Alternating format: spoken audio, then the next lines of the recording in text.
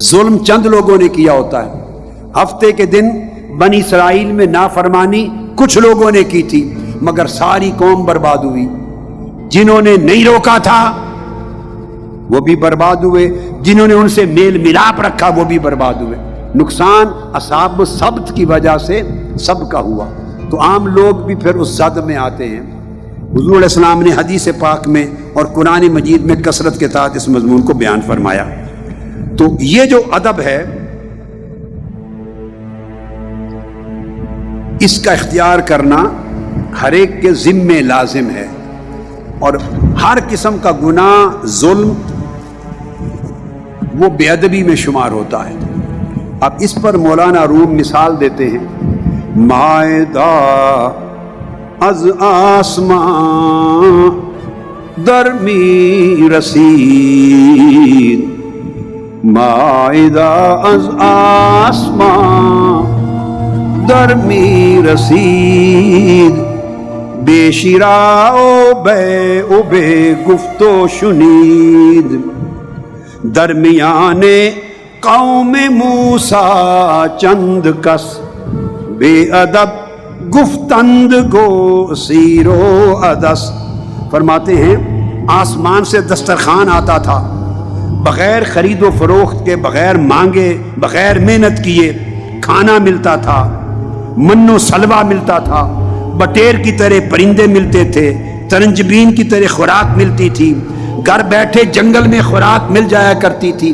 حضرت موسیٰ کی قوم کو اللہ کی نعمتیں تھی، بغیر مشقت کے ملتی تھی. فرماتے ہیں ان کی قوم میں کچھ بے ادب پیدا ہو گئے، بے ادب پیدا ہو گئے. انہوں نے اللہ کی نعمت کی بے ادبی کی اور کہا کہ موسیٰ یہ کیا، ہر روز بٹیر ملتے ہیں، ہر روز ترنجبین ملتی ہے، ہمیں تو لہسن چاہیے، پیاز چاہیے، مسور چاہیے، دال چاہیے، سبزی چاہیے، تو یہ ملتا ہی نہیں. تو بے ادب اللہ کی نعمت کی گستاخی کر بیٹھے.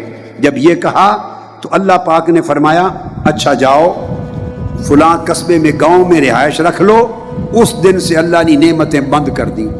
فرمایا درانتی لے لینا، کھدال لے لینا، اور جا کے پھر اس گاؤں میں کھیتی باڑی کرو، ساگ اگاؤ، ترکاری اگاؤ، لہسن لو، پیاز لو، جو چاہتے ہو محنت کرو، مل جائے گا. ہم جو بغیر محنت کے نعمتیں دیتے تھے وہ آج سے بند. مولانا روم کہتے ہیں چند لوگوں کی بے ادبی نے وہ دسترخوان، آسمانی دسترخوان نعمتوں کا بند کر دیا. منقطع شد خانونا از آسمان، ماند رنج زر و بیل و داسمان، باز عیسیٰ چو شفاعت کرد حق، خاں فرستاد و غنیمت برطبق. پھر موسیٰ علیہ السلام سے لے کر عیسیٰ علیہ السلام کے زمانے تک اس بے ادبی کی سزا یہ ملی کہ بنی اسرائیل کو آسمانی نعمتیں نہیں ملی. پھر عیسیٰ علیہ السلام کا دور آ گیا 1200 سال کے بعد. کیا 1200 سال اللہ کا یہ کرم بند رہا. انہوں نے پھر آ کے سفارش کی، شفاعت کی، باری تعالیٰ میری قوم پر پھر نعمتیں بحال کر دے. اللہ پاک نے حضرت عیسیٰ کی سفارش پر پھر خان اور طبق عطا کر دیے. اللہ پاک نے پھر ان کو خان بھیجا اور مفت پھر مائدہ آسمان سے آیا. انزل علینا مائدۃ من السماء، آسمان سے دسترخوان مائدہ سجی ہوئی خوراکوں کا، طرح طرح کی ڈشز آنے لگ گئیں. عیسیٰ علیہ السلام کے کہنے پر اللہ نے فرمایا عیسیٰ ان سے کہہ دے میں نے ان کی محنت اور مشقت کے بغیر آپ کی شفاعت اور سفارش پر دوبارہ آسمانی دسترخوان اتار دیا ہے. اب ادب کا تقاضا یہ ہے جو کھانا ہو کھا لے، باقی بچا کے نہ رکھے، ذخیرہ نہ کرے، جو بچ جائے فقیروں، غریبوں، مسکینوں میں تقسیم کر دے.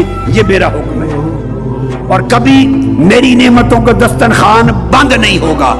عیسیٰ علیہ السلام ایک ایک شخص کو سمجھاتے تھے جو کھانا ہے کھا لو، جب کھا چکو اس کو بچا کے نہ رکھو، ذخیرہ نہ کرو. دسترخوان اللہ کا وعدہ ہے کبھی بند نہ ہوگا. محتاجوں، مسکینوں، غریبوں میں بانٹ دیا کرو.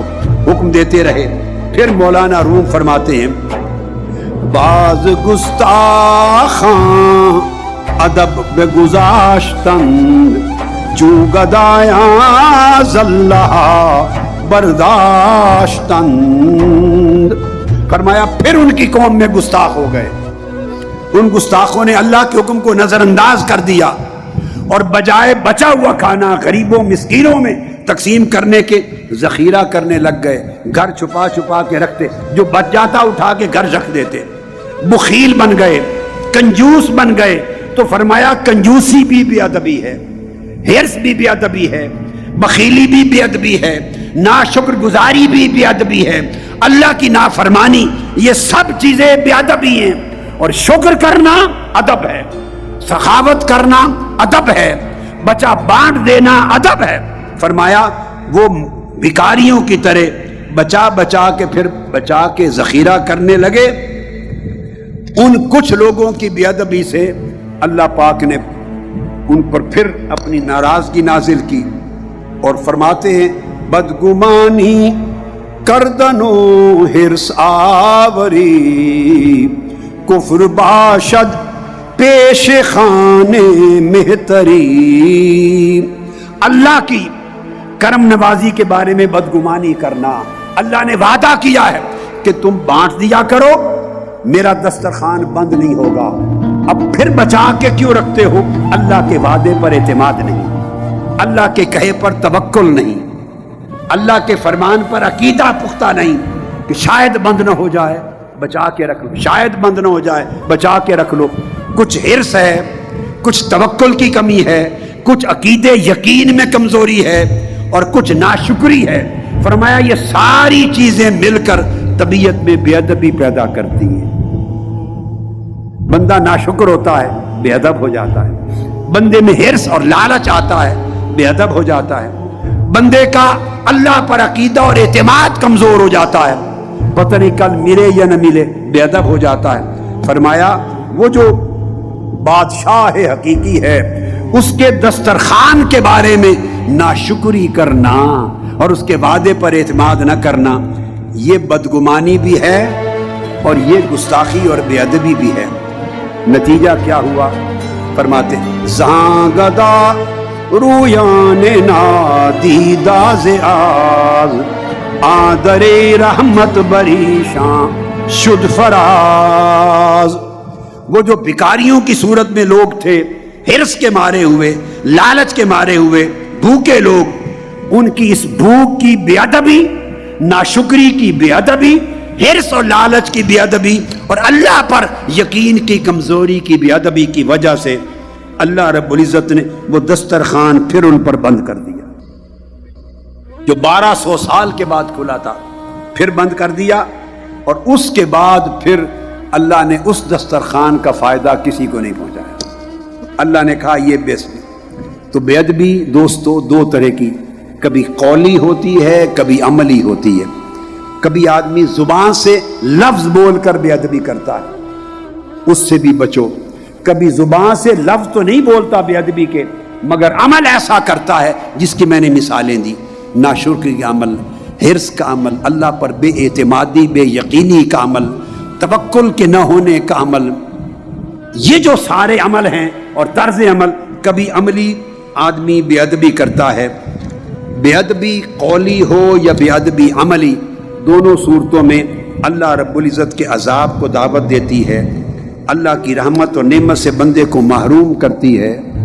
اللہ رب العزت کی بارگاہ میں ہمیشہ اپنا ایمان قائم رکھو, اس کے اوپر اپنا توکل قائم رکھو, اپنے یقین کو کبھی کمزور نہ ہونے دو. جو اس نے وعدہ کر دیا ہے اس پر پختہ یقین اور ایمان رکھو, اور اللہ کے فرمان کی ہمیشہ طاعت بجا لاؤ. سخاوت طبیعت میں رکھو, توکل اپنی طبیعت میں رکھو, بے نیازی اپنی طبیعت میں رکھو, استغنا اپنی طبیعت میں رکھو, قناعت اپنی طبیعت میں رکھو. اپنی طبیعت کو ان خصائل اور اخلاق کے ساتھ جب مزین کریں گے, یہ اللہ کے حضور ادب ہوگا, یہ ادب کہلائے گا. اور اولیاء کہتے ہیں کہ طاعت بندے کو جنت میں لے جاتی ہے, اور ادب بندے کو اللہ کی بارگاہ میں لے جاتا ہے، ادب اللہ کی قربت میں لے جاتا ہے۔ پوری زندگی کو ان خصائل حمیدہ کے ساتھ سنوارنا ادب ہے۔ پورے فکر کو، عمل کو، اسوہ کو، سیرت کو، کردار کو، طرز زندگی کو، طرز فکر کو، سوچ کے انداز کو، بیہیویئر کو، عمل کو، شیوہ زندگی کو، ساری کی ساری زندگی، ذہن کی، قلب کی، عمل کی، ساری زندگی کو ان خوبصورت اخلاق اور خصال کے ساتھ مزین کرنا، آراستہ کر لینا، اس کا نام ادب ہے۔ اور یہ ادب نصیب ہو تو اللہ پاک بندے کو اپنی قربت میں لیتا ہے۔ ادب والوں سے اللہ محبت کرتا ہے، ادب والوں پہ اپنے دسترخوان اتارتا ہے۔ جس کا وہ حقدار نہیں ہوتا، جتنی محنت نہیں کی ہوتی، اس سے بڑھ کر اللہ اپنا فضل کرتا ہے۔ ادب والے کے اوپر فضل ہوتا ہے، اور جو ادب میں محروم ہوتا ہے اس کے ساتھ اللہ پھر عدل کرتا ہے، جیسا کرے گا ویسا بھگتے گا۔ اللہ رب العزت ہماری زندگیوں کو ادب کے ساتھ شناسا کرتے۔ وما علینا الا البلاغ۔ السلام علیکم ورحمۃ اللہ وبرکاتہ۔